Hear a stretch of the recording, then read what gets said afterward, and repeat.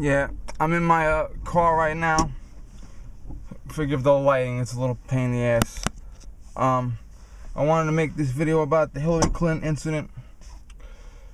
Hillary Clinton was investigated for approximately 1 year, from last summer to this past summer.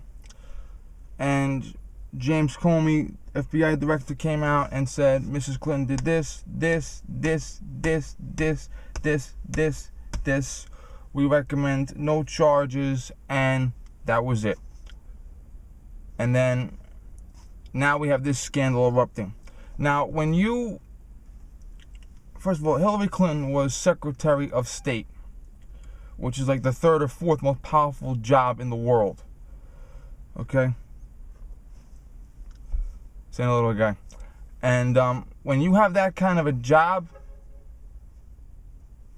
you have a supercomputer that comes from the government. And this supercomputer has software and hardware and other things inside of it that are super sensitive, above top secret. Virus detection, hacker detection, very, very hardcore stuff that's like above top secret. You and I have no idea what it is. And that type of computer is intended for official government use for very high-ranking guys. Generals, admirals, secretary, president, vice president, blah, blah, blah.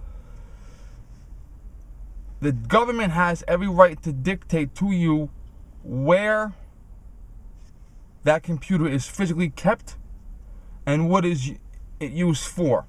And the government told Mrs. Clinton this computer is to be kept at a secure location and it's to be used for your official correspondence, email, text message, whatever. And you are not to use your civilian computer for official business. That's it, period. She's accused of several things. First and foremost, she's accused of keeping the computer in a place where the government did not want it. I think her house. She's accused of using a civilian computer and civilian devices to access super highly sensitive government information. Extremely sensitive stuff. That could easily be hacked on a civilian computer as opposed to the federal government's computer. Now, at the end of your tenure as a highly trained professional, you have what's called an exit interview. Exit interviews mean they tell you, okay, you're a cop, the duty gun is ours, give it back. Your keys, give them back. Your files, give them back. Paperwork, give it back, because you don't need to have it. She is suspected of keeping government documents that they wanted back from her. Also, Congress subpoenaed several thousand documents. She is alleged to have destroyed the documents, which is a crime. You're destroying a government document without permission, and you're failing to turn over a subpoenaed document to the subpoenaing body, which in this case is Congress. And it's 1 or 2 felonies per email. So that's about 30,000 emails, 30,000 felonies. Now, one thing that struck most people funny is that she bought something that I never heard of before called BleachBit. You know when you delete a document and it goes to your trash and then it goes into that, and the guy can retrieve it? She allegedly purged the computer with a software called BleachBit, which means God himself cannot find the documents.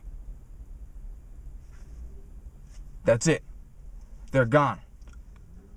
And the other aspect is that Bill Clinton, her husband and former president, was coincidentally at an airport, coincidentally saw a U.S. Marshal's plane, happened to go on that Marshal's plane. It happened to be Loretta Lynch's U.S. Marshal's plane, because the U.S. Marshals do security for them. He happened to ask her bodyguards to leave, and they happened to talk about grandchildren for 38 minutes. One time I was at headquarters, going in, and there was a man outside, and the man saw an employee. He said to me, I was arrested. I was brought here. I need to see the DA. Okay, and I said, hold on. I took this gentleman inside the room, inside the court building, this court building headquarters jail. I took him inside the court building where the checkpoint was, and I saw a court officer who was standing there waiting for the next person to come in, and I pointed to that court officer, to this man, and I said, tell that man exactly what you told me. Because it's almost certain the DA wanted to see this man. But for a defendant who's been arrested to see the DA, there are several protocols that have to be abided by. Does the court officer have to escort him? Does the court officer have to call and say he's coming? Does the court officer have to be in the room with him? Does his lawyer have to be in the room with him? Okay, so I turned him over to the court officer so that the court officer could abide by the guidelines for bringing a defendant into the DA's office. Yes, I know where the DA's office is, and yes, the DA has a public window where you can make a complaint, but if you're a defendant speaking to them, it has to be under certain guidelines to maintain formality and legality, okay, and appropriateness and stuff like that. Now, to put this into perspective, if your spouse was a suspect in a crime and you, without a lawyer, went into the DA's office and you told the DA's bodyguards, get out, I gotta talk to your boss for a few minutes, you would be shot. Okay? Because they would interpret that as a threat. Okay? So, and there's a lot of times the DA speaks with defendants, DA speaks with suspects, DA speaks with spouses, DA speaks with witnesses, and it's typically done in the company of that person's personal lawyer. It's typically recorded either by video recording or voice recording or some kind of written documentation. Okay, there's a formal process to follow. Okay, so the fact that you have a guy going on a plane talking to a prosecutor, that right there, the simple fact of, oh my God, this might be wrong. Now, Anthony Weiner is married to Hillary Clinton's right-hand person and surrogate daughter. He resigned from Congress because he was sending pictures of his penis to people. Then he tried to run for mayor, and there was this whole Carlos Danger sexting scandal. He had to drop out of the race. Then he took a picture on his bed of himself in an inappropriate manner with his baby right next to him. Child Protective Services gets involved. Then he's talking to an underage girl in another state about rape fantasies. FBI gets involved. And they happen upon emails on his computer that happen to be related to Hillary Clinton. So the case is reopened.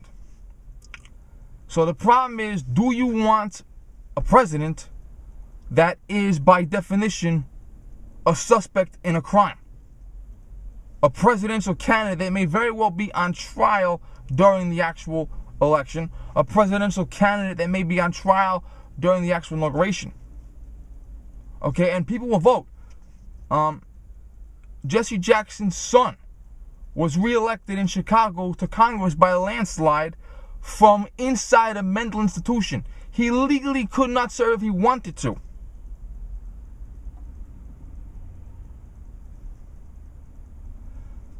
Dean Skelos, majority leader for the state Senate in New York, he was on bail, reelected. Michael Grimm, congressman, on bail, reelected. Sheldon Silver, on bail, reelected. All these guys were convicted and sent away, and they had to get replacements for them. So the fact that she may very well be convicted and be replaced by either Tim Kaine or some other guy, that's a very real possibility. And I go, what's the big deal? It's only emails, okay? Every single email is a federal document belonging to the government. And destroying it willfully is a crime. When the document has been subpoenaed by Congress or a judge, obstructing it is a crime. Martha Stewart had stocks, and some guy called her and said, Martha, your stock is going to be diminished. You better sell it. She did. The FBI thought that was insider trading. They sent an agent to her. She lied to the agent.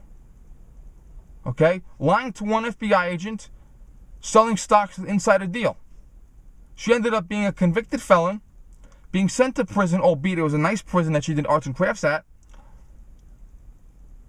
And she was under house arrest and paid fines and had an ankle bracelet. So the issue is this. If you are sent to prison and wearing an ankle bracelet and paying fines and being a felon because some guy called you and said, you better sell your stock right away, and because you told one lie, why are you running for president after telling dozens of lies? okay, being suspected of dozens of document destruction. Now, she, by law, is innocent until proven guilty. Okay, be 100% clear on that. And whatever happens, she will be entitled to a lawyer and a trial and a judge. But do you want this during the presidential election? This has never happened before in American history. There were 3 sitting presidents investigated: Andrew Johnson, Richard Nixon, and Bill Clinton. 2 were impeached but beat the charges. 1 resigned before impeachment began, knowing it was coming. And it was all for, like, 1 was for an affair, 1 was for being a drunken idiot, and 1 was for not ratting out your employees when they broke into an office, which was a crime. But this has never happened before in all of American history, guys. Yeah. Okay, thank you, bye.